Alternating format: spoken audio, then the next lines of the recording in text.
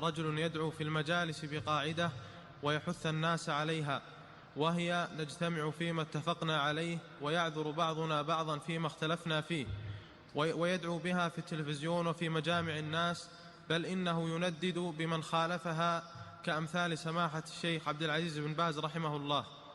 هذه قاعدة الإخوان المسلمين معروفة، والذي قالها هو البنا، حسن البنا، مؤسس جماعة الإخوان المسلمين، وهي قاعدة باطلة. كيف نجتمع على ما اتفقنا عليه ويعذر بعضنا بعضا فيما اختلفنا؟ إذا كنا مختلفين في العقيدة يعذر بعضنا بعضا. نجتمع مع الشيعة ومع القبوريين والصوفية، يعني اختلفنا فيه على إطلاقه لأي اختلاف نصبر عليه؟ لا، هذا ما هو بصحيح، ما نجتمع على خلاف. وهذا من التناقض أيضا، تناقض القاعدة ذي متناقضة، لأنه ما يمكن الاجتماع مع الاختلاف أبدا. يقول نجتمع ويقول فيما اختلفنا فيه، ما يمكن اجتماع مع اختلاف أبدا. لا بد من اتفاق في العقيدة، في المذهب، في السلوك، في المنهج. ما نجتمع وحنا مختلفين أبدا. نعم، هذه قاعدتهم اللي هم يدندنون عليها ويسمونها القاعدة الذهبية، وهذه رد عليها المشايخ وبينوا عوارها وبطلانها. نعم. ثم هنا أنبه عن مسألة، بعض الناس يقول لك لا تتكلم وتفرق المسلمين، هذه شبهة. نقول الذي سب وكفر الصحابة هو الذي فرق المسلمين، أما الذي رد عليه فلم يفرق. الذي سوى جماعة سماها جماعة التبليغ هو الذي فرق المسلمين، الذي جاء بجماعة سماها جماعة الإخوان المسلمين المفلسين هو الذي فرق المسلمين. لا خير في هذه الجماعات أبدا. ونقول كما قال الإمام مالك: والله لو كان خيرا لسبقونا إليه الصحابة. وقال مالك: ما لم يكن دينا عند الأولين لا يصلح دينا للآخرين. نعم. جاي تكطب كمان للطلبة، جاي يقول والله وإسلاماه ولقد تفرغ الإسلام. انتوا ذاتكم ككيزان كم؟ ده كتاب تاني. شوف نحن أصل الصوفية ده ما بنخليهم. شوف حسن البنا ده قال نحن حقيقة صوفية. إذن كتب الصوفية دي تلزمك يا كوس. ده كتاب قلائد الذهب، عرفت كلامي؟ ده مش السمانية، تأليف عبد المحمود نور الدين، في الصفحة رقم 78. عبد المحمود نور الدين والشيخ الحفيد الآن اسمه الجيلي ولا منو، ده الكيزان كله. اسمع الكلام ده كفر والله الذي لا إله غيره. إذا ده ما كفر ثاني ما في كفر في الأرض. ولا أبو جهل وأبو لهب قالوا كفر زي ده مع إنهم كفار، لكن ما قالوا كفر قدر ده. ده عبد المحمود نور الدين قال: أنا موسى عليه السلام في مناجاته، أنا علي رضي الله عنه في حملاتي، يعني هو نبي الله موسى وهو علي بن أبي طالب. قال: أنا كل ولي في الأرض خلعته بيدي ألبس منهم من شئت، أنا في السماء شاهدت ربي، أنا في السماء شاهدت ربي، وعلى الكرسي خاطبته، أنا بيدي أبواب الجنة غلقتها، أبواب النار غلقتها، وبيدي جنة الفردوس فتحتها، من زارني أسكنته جنة الفردوس. جاي تقول لي الكلام في ذا الغيبة؟ ده الكفر برب العالمين، اللي بيعتقد العقيدة دي كافر، كافر تب والله الذي لا إله غيره. زول كفر كفر زي ده، وناس بيعتقدوا العقيدة دي كفر وكفر قدر ده، تيجي تقول لي غيبة يا كوز وانت الليل والنهار بتشتم في الناس؟ نحن بنبين حقائق وشركيات نشروها الصوفية ونشروها الأخوان المسلمين، عرفتها؟ ونشروها أنصار السنة الآن أخيرا انبرشوا وخدت يدونهم مع يد الصوفية والأخوان المسلمين وشغالين معاهم. ده البرعي بتاعك.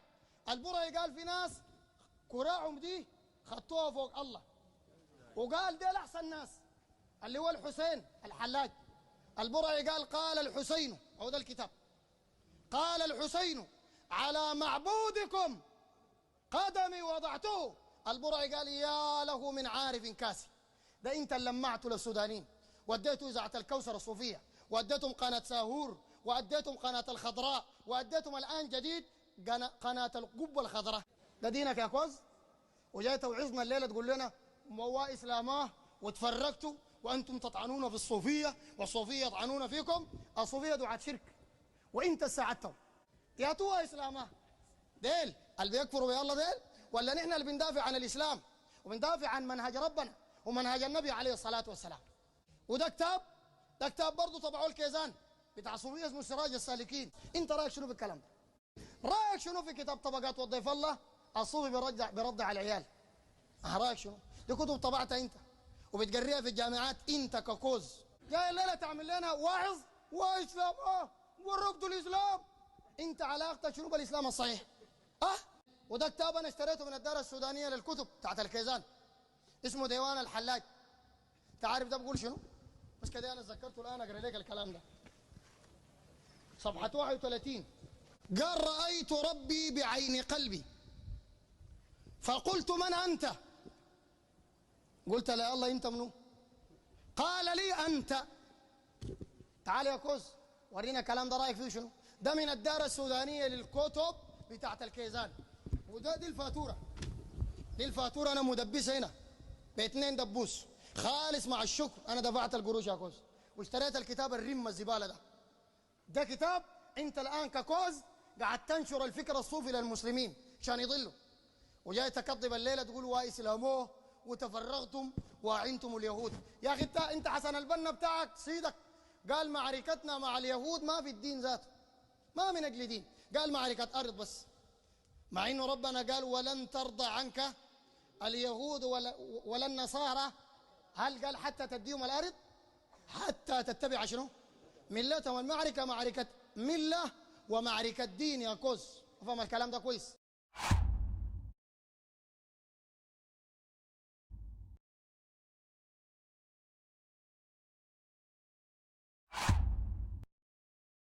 الحمد لله رب العالمين وصلى الله وسلم وبارك على نبينا محمد وعلى آله وصحبه أجمعين. أما بعد. Lors de ma dernière intervention, je vous ai à nouveau parlé du projet Jannah TV et de certains des procédés mauvais qu'ils utilisent dans leurs publications. Il faut savoir que les écarts des responsables de ce projet et les connexions qu'ils ont eues avec des personnages douteux, voire déviants, au fil des différentes étapes par lesquelles ils sont passés depuis quelque temps, ne sont en réalité que la continuité de la ligne de conduite qu'ils avaient dès le début annoncée il y a 4 ans. Voici ce qui était à l'époque présent sur leur site. Donc je cite: la chaîne Jannah Télévision se contentera de contenus mettant à l'unanimité l'ensemble de la communauté. Par conséquent, toute diffusion portant à divergence ou à ambiguïté sera catégoriquement évitée afin de respecter les critères de tous les téléspectateurs musulmans, quel que soit leur degré d'avancement religieux. Nous avions vu à l'époque que ce propos de la part de Jannah TV présente des similitudes avec la règle hérétique instaurée par les leaders du parti d'Al-Ikhwan al-Muslimun, soutenant notamment que leurs membres se pardonnent mutuellement ce sur quoi ils divergent, ce qui les mène au final à fermer les yeux sur bon nombre d'innovations et à inclure dans leur rang des égarés notoires de tous bords. Cette règle, que l'on appelle la règle de l'excuse et de l'entraide, al-ma'dira wa ta'awun, a été réfutée par les plus grands ulama de notre époque, tels que les cheikh al-Albani, Ibn Baz, Ibn al-Uthaymin, Muhammad Aman al-Jami, Muqbil al-Wadi'i, Ahmed al-Najmi, parmi ceux qui ont quitté ce bas monde, mais aussi par les cheikh al-Fawzan, Rabi' al-Madkhali et Abd al-Muhsin al-Abbad. Ils ont notamment mis en évidence le fait que cette règle mène à annuler le principe fondamental qui consiste à appeler au bien et à condamner le mal. Allah subhanahu wa ta'ala a dit à propos de ce principe dans le verset 71 de la sourate At-Tawbah: وَالْمُؤْمِنُونَ وَالْمُؤْمِنَاتُ بَعْضُهُمْ أَوْلِيَاءُ بَعْضٍ يَأْمُرُونَ بِالْمَعْرُوفِ وَيَنْهَوْنَ عَنِ الْمُنكَرِ وَيُقِيمُونَ الصَّلَاةَ وَيُؤْتُونَ الزَّكَاةَ وَيُطِيعُونَ اللَّهَ وَرَسُولَهُ. Les hommes et femmes de foi sont les alliés les uns des autres. Ils appellent au bien, condamnent le mal, accomplissent la prière, s'acquittent de la zakat et obéissent à Allah et à son messager. Cette règle de l'excuse et de l'entraide s'oppose également au principe qu'Allah subhanahu wa ta'ala a mentionné dans le verset 59 de la sourate An-Nisa en disant فَإِن تَنَازَعْتُمْ فِي شَيْءٍ فَرُدُّوهُ إِلَى اللَّهِ وَالرَّسُولِ إِن كُنتُمْ تُؤْمِنُونَ بِاللَّهِ وَالْيَوْمِ الْآخِرِ ذَلِكَ خَيْرٌ وَأَحْسَنُ تَأْوِيلًا. Puis, si vous divergez en quoi que ce soit, renvoyez cela à Allah et aux messagers. Si toutefois vous apportez foi en Allah et au jour dernier, cela est bien mieux et de meilleurs aboutissements. Nous avions également vu à l'époque que la ligne de conduite de Jannah TV allait dans le sens du discours égaré prôné par certaines personnes qui se réclament faussement de la sunna et appellent à une voie qu'ils prétendent large et vaste et qui conviendrait à la fois aux adeptes de la sunna et à autres qu'eux. Discours qui peut paraître attirant du fait de son apparente tolérance, mais qui au final se resserre sur les adeptes de la sunna et en vient à inclure de manière malhonnête al-Ikhwan al-Muslimoun, l'établir et autres sectes dans la sphère des adeptes de la sunna. C'est ainsi que l'on retrouve les partisans de ce discours être intransigeants et impitoyables avec les adeptes de la sunna, tout en faisant les yeux doux et en étant complaisants avec les sectaires. On retrouve d'ailleurs un exemple des plus extrêmes chez l'un des invités sur la chaîne Jannah TV, qui affirme ouvertement en s'adressant à un adepte de la sunna sur un des réseaux sociaux, je cite, « C'est vous les innovateurs, et les 90% des musulmans sont salafis. » La profonde opposition de ce principe de la voie soi-disant large, al-manhaj al-wasi' al-afyah, à plusieurs textes du Coran et de la sunna, et l'opposition de ce principe erroné à la méfiance dont faisaient preuve les pieux prédécesseurs face aux individus et groupes déviants, a également été mise en évidence par plusieurs ulama de notre époque, tels que les cheikh Ahmed al-Najmi et Rabi' al-Madkhali. À l'image de la règle de l'excuse et de l'entraide, ce principe erroné de la voie soi-disant large s'oppose également au fait que le prophète sallallahu alayhi wa sallam ait dit que cette communauté se diviserait en 73 groupes et qu'un seul est sauvé. Les membres de ce groupe sauvé sont en effet minoritaires et peu nombreux. C'est d'ailleurs pour cela que le prophète sallallahu alayhi wa sallam les a qualifiés d'étrangers en disant « L'islam a commencé étranger et il redeviendra étranger comme il a commencé, que la meilleure des annonces soit donc faite aux étrangers. » En commentaire de ce hadith, Ibn al-Qayyim a dit « L'islam auquel le prophète sallallahu alayhi wa sallam et ses compagnons adhéraient est de nos jours encore plus étranger qu'à son apparition, et ce, même si ses principes et grandes lignes sont visibles et reconnus, car le vrai islam est considéré comme on ne peut plus étrange, et ses adeptes sont des étrangers parmi les gens. Et comment ne formerait-il pas un seul groupe peu nombreux et étranger parmi 72 groupes dotés de partisans bénéficiant de hauts postes et fonctions, dont les intérêts ne résident que dans l'opposition à la voie du messager, sallallahu alayhi wa sallam. Fin de citation. Je tiens à préciser que parler du groupe sauvé vise avant tout la voie qu'il suit, ainsi que, de manière globale, ceux qui suivent cette voie. Mais cela ne signifie en rien que ces derniers sont individuellement à l'abri d'entrer en enfer, car en tant qu'individus, ils ne sont en aucun cas infaillibles. Ils commettent en effet des péchés et peuvent même s'égarer, qu'Allah subhanahu wa ta'ala nous en protège. Par contre, la voie à laquelle ils adhèrent est infaillible, car elle est celle tracée par le prophète sallallahu alayhi wa sallam, par révélation d'Allah. Cela nous mène à définir ce qu'est cette voie, celle sur laquelle cheminait le prophète sallallahu alayhi wa sallam et ses compagnons. En d'autres termes, ce qu'est la voie al-manhaj des anciens, des pieux prédécesseurs de cette communauté.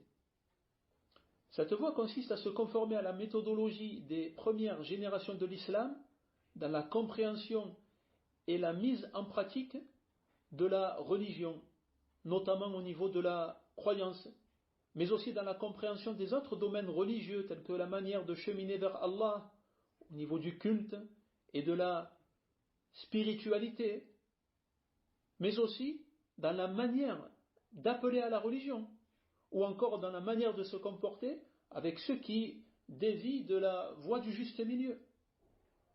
Déterminer cette voie est devenu nécessaire dès lors que les groupes égarés sont apparus, à l'époque des compagnons, après le décès du prophète sallallahu alayhi wa sallam. D'autant plus que ces groupes se sont tous particularisés par le fait de délaisser l'adhésion à la voie des anciens, tout en se réclamant mensongèrement du Coran et de la Sunna, et en poussant parfois le vice jusqu'à se prétendre malhonnêtement de la voie de certains savants de la communauté. Les ulama de la Sunna ont donc clairement exposé les grandes lignes de cette voie, en mettant en évidence les fondements de la croyance et en exposant sa position face à certaines questions dans lesquelles les groupes innovateurs se sont égarés, telles que les questions des noms et attributs d'Allah, du destin, ou encore de l'interdiction de se rebeller contre les gouverneurs. Également, de la même manière que tous les compagnons qui furent confrontés au discours d'innovateurs désavouèrent directement ces derniers, les imams de la Sunna ont exposé que celui qui dérogeait à un seul des fondamentaux de la Sunna ne faisait pas partie des adeptes de cette dernière, comme l'a notamment dit l'imam Ahmed ibn Hanbal au tout début de son épître intitulée Usul al-Sunnah. À partir de là, on comprend que ne fait nullement partie de leur voie d'appeler à s'entraider dans les affaires religieuses avec les groupes égarés en question, ou de chercher à les inclure dans une voie soi-disant large, qui conviendrait aussi bien aux adeptes de la Sunna qu'aux restants des groupes se réclamant de l'islam. Par contre, et c'est là où je voulais en arriver, il est clair que l'affaire devient totalement confuse lorsqu'on considère qu'il n'existe pas une chose qui s'appelle manhaj salaf, la voie des pieux prédécesseurs, comme l'a dit mot pour mot l'une des références de plusieurs collaborateurs de Jannah TV. De même que l'affaire devient totalement confuse lorsqu'on considère, comme le dit également mot pour mot l'un des conférenciers de Jannah TV, qu'être sur la voie des salafs, c'est prier à la mosquée, avoir un bon comportement, faire des sadaqas, c'est-à-dire des aumônes, prier la nuit et appeler les gens à l'islam. Il est clair qu'en voyant les choses d'une manière aussi laxiste, on considère que quasiment tout le monde fait partie des adeptes de la Sunna, car avec les critères cités par le conférencier en question, autant dire qu'énormément d'innovateurs vont être à tort considérés sur la voie des pieux prédécesseurs de cette communauté. Ce conférencier met en avant des actes de dévotion, mais ne sait-il pas que Satan pousse justement les innovateurs à s'adonner à l'adoration afin de les utiliser pour attirer les gens vers son innovation? Car en voyant cela, les gens du commun vont se laisser tromper. C'est dans ce sens qu'Al-Awza'i a dit: lorsque quelqu'un innove en religion, Satan embellit à ses yeux la dévotion et l'adoration, et lui inspire le recueillement et l'humilité, afin d'attirer les gens par son biais. Un des exemples les plus frappants est d'ailleurs celui des Khawarij, à propos de qui le prophète sallallahu alayhi wa sallam a dit, en mettant en garde ses compagnons contre leur égarement: vous allez mépriser votre manière de prier en voyant comment ils prient, et votre manière de jeûner en voyant comment ils jeûnent. Et le prophète sallallahu alayhi wa sallam a dit cela à ses compagnons afin qu'ils ne soient pas trompés par cette dévotion de la part des Khawarij. Quant au bon comportement que met en avant ce conférencier, du moins l'aspect apparent de ce bon comportement, nous pouvons dire aussi qu'il est possible que pour les mêmes raisons, c'est-à-dire celle d'attirer les gens vers eux, certains innovateurs soient en apparence aimables, courtois et généreux. Pour le fait d'appeler à l'islam, on pourrait dire là aussi que même les innovateurs appellent à l'islam, y compris ceux que le conférencier en question cite en exemple, afin d'affirmer qu'il existe tout de même des gens contre qui il faut mettre en garde, tels que Iqiyusan et Bajrafil. Si on répond à ce que j'avance, que ce qui est visé c'est d'appeler au vrai islam, je réponds que c'est justement ce à quoi je veux en arriver. Et qu'à ce moment-là, nous revenons au fait qu'il est impératif de définir ce qu'est la voie à suivre, le manhaj, notamment dans la manière de se comporter avec les individus et groupes qui se sont écartés de la voie des pieux prédécesseurs, tels que les Khawarij, les Rawafid, les Murji'a, les Jahmiya, les Mu'tazila, ainsi que les mouvements contemporains qui réunissent en eux les idéologies de plusieurs de ces sectes, telles que l'Ikhwan al-Muslimun, et l'établir. Je précise bien cette chose-là, car un certain nombre de personnes font mine de parler des sectes, mais lorsque tu es attentif à leur discours, tu te rends compte qu'elles ne parlent que des sectes anciennes. Ils vont parler des Khawarij, ils vont parler des Rawafid, ils vont parler des Mu'tazila. Mais par contre, ils vont totalement occulter le fait de parler des mouvements sectaires contemporains, tels que l'Ikhwan al-Muslimun et At-Tabligh. Et ils vont même peut-être être gênés, voire se mettre en colère, lorsque ces groupes-là sont cités et critiqués. Donc il est important de définir ce qu'est cette voie-là, de définir ce qu'est ce manhaj. Mais il est clair qu'une fois cela défini, l'étau se resserre sur les règles innovées de l'excuse et de l'entraide, et de la voie soi-disant large, de même que sur le discours de Jannah TV, qui s'engage à se contenter de contenus mettant à l'unanimité l'ensemble de la communauté, et à rejeter toute diffusion portant à divergence ou à ambiguïté. À partir de là, ceux qui tiennent ce genre de discours sont face à deux possibilités. Soit ils délaissent ces règles innovées et se conforment à la méthodologie des anciens de cette communauté, basée sur le fait de ne pas fréquenter les innovateurs et de ne pas collaborer avec eux dans les affaires de la religion. C'est d'ailleurs un des premiers fondements de la Sunna cité par l'imam Ahmed ibn Hanbal dans l'épître Usul al-Sunna à laquelle j'ai précédemment fait allusion. Soit ceux qui tiennent ce genre de discours continuent dans le chemin qu'ils se sont eux-mêmes frayés et s'allient alors avec les groupes et individus égarés. Et c'est ce que nous pouvons malheureusement voir en pratique ces derniers temps de la part des responsables de Jannah TV, à tel point qu'ils n'ont pas trouvé mieux en ce début de mois béni de Ramadan que d'annoncer à leurs suiveurs une série de conférences tenues par une trentaine d'intervenants dont une bonne partie sont connus pour leur déviance. Cela à travers une vidéo intitulée « Cadeau, le Ramadan des 100 000 ». Vous vous rappelez probablement de ce à quoi fait référence le chiffre 100 000. On l'a évoqué la fois dernière en parlant de la course aux abonnés. Dans cette vidéo, les responsables de Jannah TV se vantaient notamment d'avoir réussi le challenge de réunir ces 30 intervenants en ce qu'ils qualifient de temps de mise en garde à tout va et de critique interne entre les musulmans, afin de soi-disant mettre un grand coup dans ce qu'ils appellent la fourmilière pour soi-disant construire ensemble autour des valeurs de l'islam. Ce sont leurs propos enregistrés et diffusés sur leur chaîne. Et en voyant la liste d'intervenants avec qui Jannah TV souhaite construire ensemble autour des soi-disant valeurs de l'islam, l'observateur avisé est en droit de demander: quelles valeurs de l'islam sont respectées lorsqu'on convie un intervenant qui prépare le terrain à la diffusion du dogme ash'arite, voire l'enseigne sans clairement préciser que c'est une doctrine déviante, ce qui en soi est gravissime et déloyal? Qu'en est-il lorsque le public visé est essentiellement constitué de débutants? Et quelles valeurs de l'islam sont respectées lorsqu'on convie des individus qui s'illustrent tristement par le dénigrement de ulama, notamment les ulama connus pour leur lutte contre les individus et groupes égarés? Et si ce n'était la bassesse des paroles des intervenants en question, je vous les citerai pour que vous vous rendiez compte jusqu'à quel bas niveau ces gens-là sont tombés en matière de mensonges, de malhonnêteté et de moquerie, ce qui est interdit à l'égard du musulman de manière générale. Que dire lorsque cela est dirigé vers les héritiers des prophètes?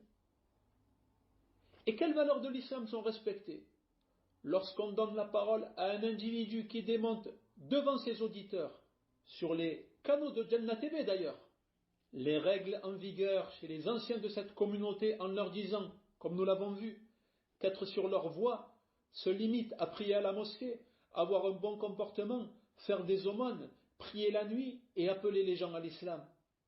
Ou qui leur dit pour définir les hommes de science, si vous estimez que quelqu'un craint Allah et que vous le voyez accomplir ses obligations, alors prenez de lui la science. Masha'Allah. Ce ne sont plus les ulama qui attestent de qui on peut prendre le savoir, mais selon ce personnage, tout un chacun, selon ses impressions, peut estimer si un tel est apte à enseigner ou pas. Écoutez donc cette parole de l'imam Malik et comparez-la avec celle de ce conférencier pour vous rendre compte du fossé qu'il y a entre les deux conceptions du savoir religieux. L'imam Malik, qu'Allah lui fasse miséricorde, a dit « Ce savoir est une religion. Regardez donc de qui vous acquérez votre religion. » Puis en montrant la mosquée du prophète sallallahu alayhi wa sallam, l'imam Malik continua en disant « J'ai pu voir 70 personnes se tenir contre ces piliers et rapporter les hadiths du prophète sallallahu alayhi wa sallam. Malgré ça, je n'ai rien cherché à acquérir d'eux. Pourtant, si on avait confié à chacun d'eux la garde de la trésorerie des musulmans, ils s'en seraient loyalement chargés. Mais ils n'étaient pas habilités dans le domaine du savoir. » Cette parole de Malik concerne la personne pieuse qui ne serait pas habilitée à enseigner. Que dire de l'innovateur? Que dire du personnage déviant? Restons avec le même conférencier, d'autant plus qu'il est présenté comme intervenant régulièrement sur les canaux de Jannah TV.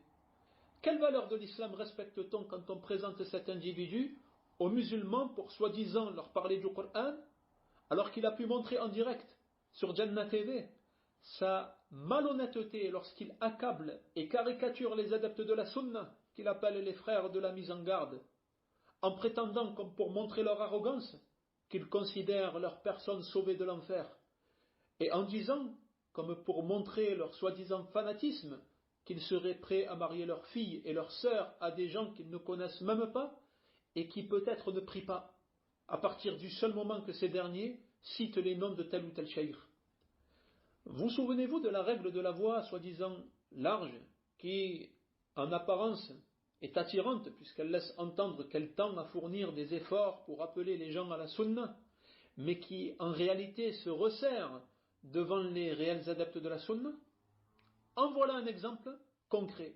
Regardez comment cet individu en vient à généraliser de manière abusive des cas particuliers qu'il présente de manière manifestement exagérée, voire totalement imaginaire. Voyez comment il en vient à s'en prendre à tout un ensemble de personnes à cause d'agissements isolés de certains individus qu'il présente de manière caricaturale. Vouloir dénoncer des exagérations dans la critique ou dans tout autre domaine d'ailleurs est une chose louable. Encore faut-il faire attention à ne pas tomber dans ce que l'on dénonce et ne pas s'écarter du juste milieu alors qu'on prétend y appeler et tomber sans s'en rendre compte dans un autre extrême.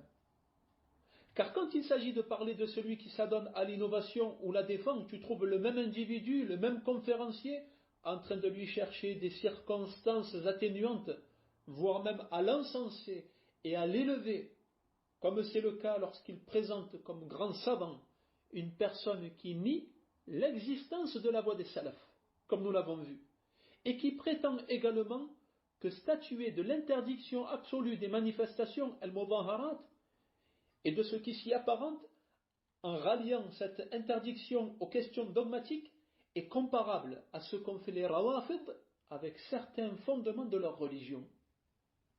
Voilà comment cette personne qu'on vous présente comme grand savant sur les canaux de Jannah TV considère le discours des ulama de la sunna qui soutiennent l'interdiction des manifestations en expliquant notamment que c'est un procédé étranger à l'islam et innové par les khawarij. Cette même personne, tout droit sortie de l'école de Abdullah al-Ghumari, à propos de qui le cheikh al-Albani a dit qu'il était connu pour la grande aversion qu'il éprouvait à l'encontre de la sunna et de ses adeptes, et pour être également un maître soufi. Mais peut-être que ces détails n'intéressent pas ce conférencier, vu les critères laxistes qu'il s'est fixés. Voilà donc de quelle école viennent certaines personnes dont on fait la promotion sur Jannah TV. Continuons d'ailleurs avec Jannah TV et la prétention de réunir des intervenants autour des valeurs de l'islam. Quelles valeurs de l'islam sont respectées lorsqu'on convie des individus qui sont mêlés à l'implantation des graines du takfir dans les rangs de la jeunesse musulmane francophone? Quelles valeurs de l'islam respecte-t-on lorsqu'on invite des individus qui font les éloges de personnages déviants connus pour leur activité dans la promotion de l'idéologie du takfir, tels qu'Al-Tarifi, Al-Arifi ou Al-Dadou, connus pour soutenir les révolutions arabes avec tout ce que cela a engendré comme effusion de sang, et pour leur référence à certaines des têtes à penser d'Al-Ikhwan al-Muslimoun, tels que Sayyid Qutb ou encore Al-Qaradawi.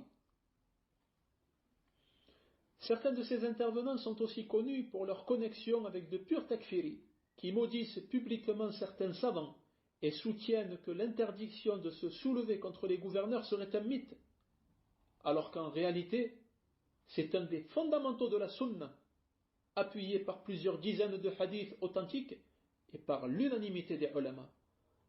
Et toutes ces informations que je vous cite ne sont cachées de personne. Elles sont plutôt vérifiables dans les publications écrites ou orales des individus en question, sur leurs sites, pages, chaînes ou comptes officiels. Pour certains d'entre eux, c'est même connu de manière notoire depuis plusieurs années, depuis l'époque où ils ont commencé à vouloir faire cavalier seul, en s'écartant petit à petit des ulama de la sunna, en remettant en question leurs paroles et en penchant vers des références déviantes, en minimisant de la gravité de leur cas, voire en faisant leurs éloges et en adoptant leurs discours égarés, notamment dans certaines questions du takfir. Après avoir été publiquement dévoilés et réfutés, ces individus s'étaient concentrés sur des efforts de proximité afin de se fondre dans la masse, en essayant de gagner peu à peu du terrain, et en réapparaissant petit à petit dans les mosquées et puis sur Internet. Nous y reviendrons un peu plus en détail la fois prochaine, Inch'Allah. Mais ceux qui ont connu les troubles causés par le CEP, le centre d'enseignement du Palmier, il y a quelques années, voient probablement d'ores et déjà ce que je dis. Ce qui nous importe pour l'instant, c'est que c'est ce genre d'intervenant que Jannah TV n'a pas trouvé mieux à proposer à ses auditeurs pendant ce mois béni de Ramadan. Et pour vous rendre encore plus compte de la mascarade et de la manière dont les responsables de Jannah TV se moquent de leurs auditeurs, écoutez ce qu'ils écrivent en présentant leurs intervenants. Je cite: comme indiqué dans notre ligne éditoriale, Jannah Télévision ne saurait être tenu pour responsable des positions personnelles de chaque intervenant, des contenus qu'ils publient sur leurs propres chaînes, réseaux sociaux. Fin de citation. C'est donc là tout le souci qu'ils éprouvent pour la masse des musulmans.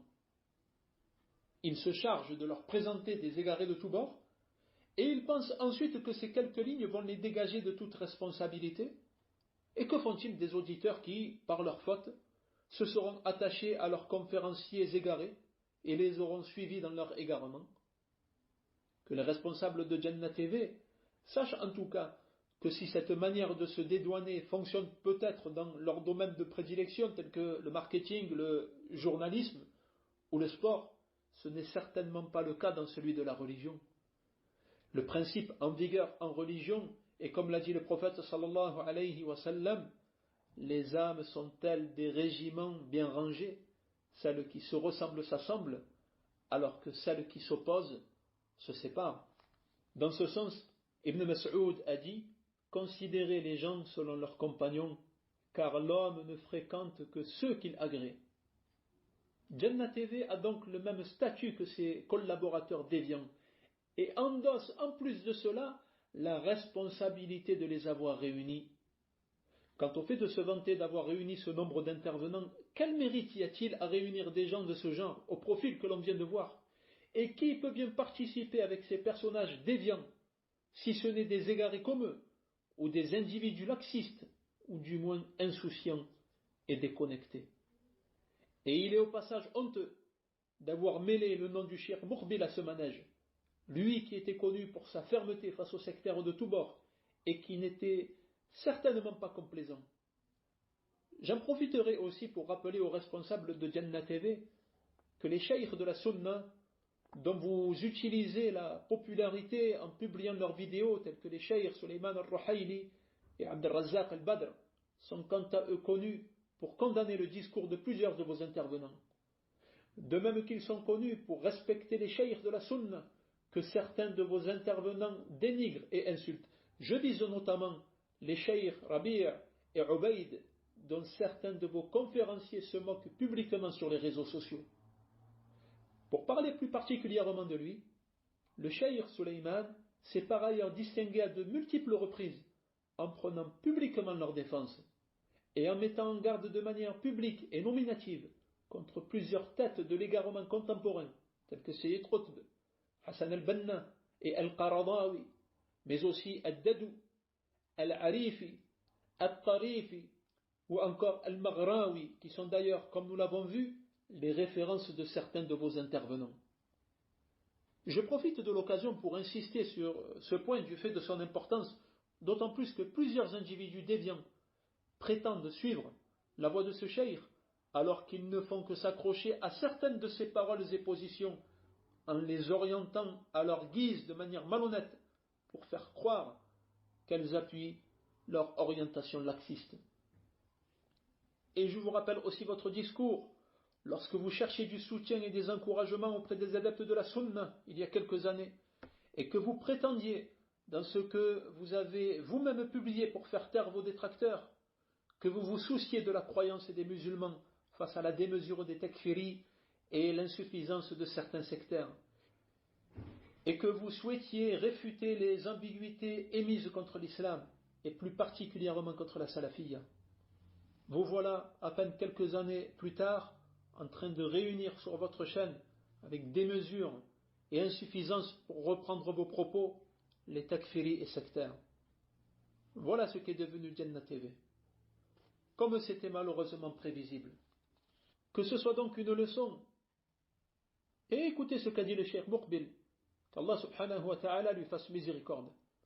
Je cite, le sectarisme al-hizbiyya métamorphose les gens et il les rend aveugles et sourds. Ne te fie donc pas à un sectaire en espérant qu'Allah secourt l'islam par son biais, car même s'il devait faire quelque chose, ce ne serait que pour que les gens se réunissent autour de lui. Fin de citation. Que prennent donc leurs responsabilités ceux qui, en connaissance de cause, ont fait la promotion de Jannah TV et lui ont illégitimement donné du crédit aux yeux du public, en relayant ses publications sur les réseaux sociaux, comme si de rien n'était, ou pire, en prenant sa défense, jusqu'à ce que les responsables de ce projet en arrivent à ne même plus prendre en compte les remarques que leur font certains de ceux qui avaient pourtant pris part à leurs initiatives, voire même certains qu'ils avaient placés, et excusez-moi l'expression, en tête de gondole de leur projet. À vrai dire, ils en sont même arrivés à inviter sur leur chaîne un individu qui non seulement dénigre, mais en plus de cela se moque publiquement d'un des cheikh, en la personne du cheikh Raslan, dont Jannah TV mettait le nom en avant, en disant avoir obtenu l'accord de traduire et publier ses audios. En plus d'être profondément ingrat et traître, ce comportement manipulateur dévoile une manière d'agir typique des sectaires, comme l'a décrit le cheikh Muqbil en disant, au début de son parcours, le cas de l'individu est dissimulé. Il n'aime pas l'idée d'être dévoilé.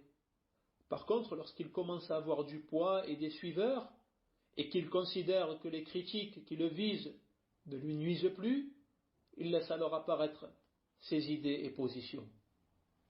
Fin de citation. Voilà une réalité que la jeunesse doit prendre en compte afin de ne pas se laisser berner par des individus et institutions louches du seul fait qu'ils mettent en avant quelques bons principes ou qu'ils citent certains ulama de la sunna. On parlera un peu plus particulièrement de cela la fois prochaine, Inch'Allah, en se penchant sur les indices que les pieux prédécesseurs prenaient en compte pour évaluer, à leur époque, les individus qui se prononçaient au sujet de la religion. On établira également, Inch'Allah, une comparaison entre ce qui était en vigueur à ce sujet chez les pieux prédécesseurs et ce que l'on peut remarquer dans la manière laxiste et négligente de s'opposer à ces tendances à notre époque, notamment sur la scène francophone. Et je terminerai cette intervention en disant à propos de Jannah TV et des initiatives du genre qui prétendent vouloir servir la cause de l'appel à l'islam, que le message de l'islam ne s'est jamais si bien propagé que lorsque ceux qui se sont chargés de le diffuser et de l'enseigner l'ont fait avec sérieux, compétence et désintéressement, sans y mêler de quelconque intérêt personnel, ni de méthode marketing ou autres procédés douteux, faisant des gens à qui ils s'adressent des sortes de clients cibles ou de consommateurs. Et j'ai beaucoup de peine et de compassion pour ces gens, convertis ou non, et en soif de spiritualité, qui cherchent à connaître l'islam, animés par l'envie de se rapprocher d'Allah et de se rappeler l'au-delà, et qui tombent sur des sites dans lesquels ils sont confrontés à des publications qui frisent parfois le ridicule, à des exhortations parlant de religion avec des vocalises musicales comme bruit de fond, à la manière d'Al-Ikhwan al-Muslimoun, et aux interventions d'individus sectaires, comme nous l'avons vu. De même que je plains énormément ces novices, à qui on présente des sites comme des références, alors qu'ils s'apparentent plus à des panneaux publicitaires qu'à des vecteurs de messages religieux. Mais ça, c'est encore un autre sujet, wallahu al-musta'an. Je m'en tiendrai à ça pour aujourd'hui. Et concernant les intervenants, je n'oublierai pas de rappeler à ceux, ou plutôt celui, dont le nom a sans explication disparu de la première liste, son devoir de loyauté, avant tout à l'égard d'Allah, puis vis-à-vis du public, qui est en droit de savoir pourquoi son nom apparaissait sur cette liste et pourquoi il en a été retiré. Wallahu a'lam. Wa sallallahu wa sallam ala nabiyyina Muhammad wa ala alihi wa sahbihi ajma'in. Wa akhiru da'wana anil hamdulillahi rabbil alamin.